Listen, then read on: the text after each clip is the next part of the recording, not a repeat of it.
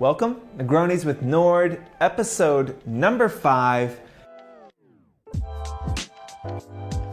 This is the last thing I do before going to vacation. I'm getting up at 6 a.m. tomorrow and flying to St. Martin and probably having like 10 COVID tests and then taking a ferry to Anguilla where I will sit for 3 days and do absolutely all. That's super excited. I'm excited to be warm again. By the time this comes out, we will have finished a webinar. Y'all know we had Danye on a couple of weeks ago talking with me about creator burnout and about following your passions. And Danye did an amazing webinar all around how to be a good partner to Black creators all year long.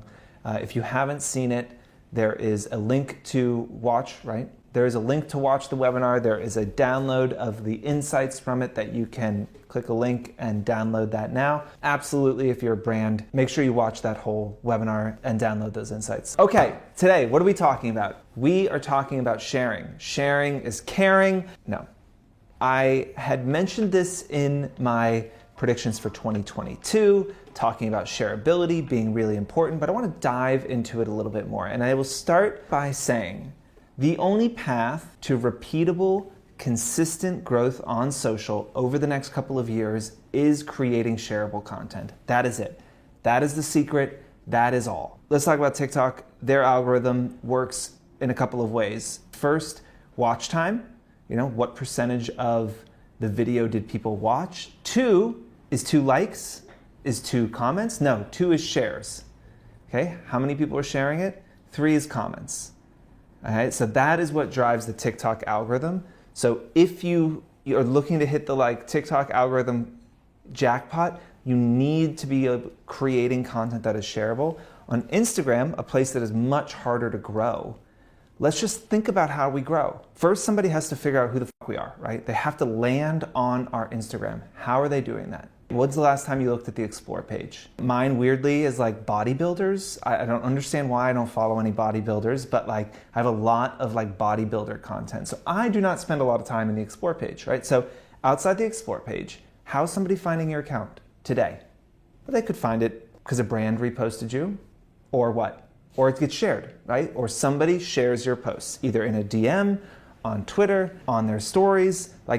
That is it, right? So you need to get people to land on your page, and then you need to convert them and get them to hit follow, right? That is how you gain a follower. What you should be optimizing for is driving as many people as is humanly possible to your profile, right? And I encourage all of you to start a Google Doc with weekly profile views, and just every week go into your Instagram insights, pull out how many profile views you have and start tracking it and figure out what is driving profile views. Because without profile views, you can't follow. It is literally impossible for me to follow you without landing on your profile. And number 1 is somebody shared your content. Why did they share it? We were just talking about this and talking about why do you share things? There's the obvious stuff we can go after. We can go through it, right? Educational content gets shared a lot. Memes, really funny stuff gets shared a lot. That's especially true on TikTok. Sharing a post, be it publicly or in a DM, which is more often the case, it's almost instinctual. If you think about your own behavior, you probably don't even think about it. You see a post and you're instantly like, I need to share that. Either with a specific person, a group chat you have, or on your stories, right? That is the feeling that you are trying to recreate, right? You want to have made something that in some way elicits a strong enough emotional response that someone is like, oh, I'm having this really positive emotional response right now after seeing this post. I want to share that with people. You have the ability by sharing that post of giving that to more people, and that's what you need to create. Your content needs to create that emotional spark in people. And again, you can do that by educating them. The ability to reframe something in a new way for somebody and let them see it in a new way. We saw this in 2020 with the explosion of social justice posts around after the murder of George Floyd, right? And there was all this amazing content that was being shared. They were taking these big concepts and breaking them down into these kind of illustrated education that was super shareable. And you would go through these posts and you would be like, wow, I have learned something really impactful that I'm going to carry with me forever. It took me 15 seconds of consuming this post to learn that. And now I'm going to share it with, either my followers or my friends and family, because they can also become a slightly better, slightly more educated, slightly more interesting person in 10 or 15 seconds. Giving the person you share it to that same emotional response you had, you do get benefit from that. People are benefiting from it. If you can do that through education, through comedy, through inspiring people, they're going to hit that share button. People are vastly and infinitely complex, and their tastes change every day. And so I think it is really hard to make a list of the 20 things that you can do to make a post more shareable. We'll always go back to the 3 tenets, that the things that you create need to be educational, inspirational, or educate, inspire, entertain. They need to be entertaining, inspiring, or educational. That's the foundational gotta have it. What the nuance of how you get from a post that I liked, a post that I remembered, to a post that I share is a little bit harder to put into a list.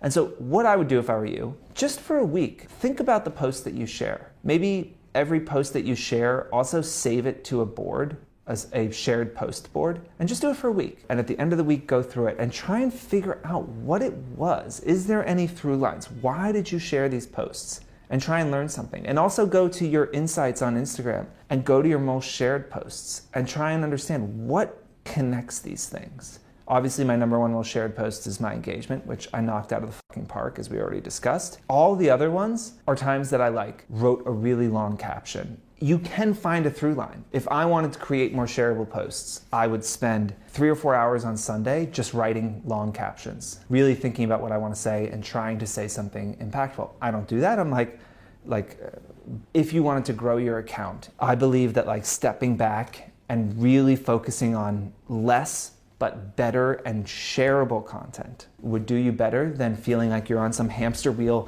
and you're trying to keep up and you got to do 3 reels a week and 5 in feeds and at least 10 stories. That's not the path. That's not what's going to be successful. Create shit that is so good that people are like, oh my God, you have to see this. There is no hack.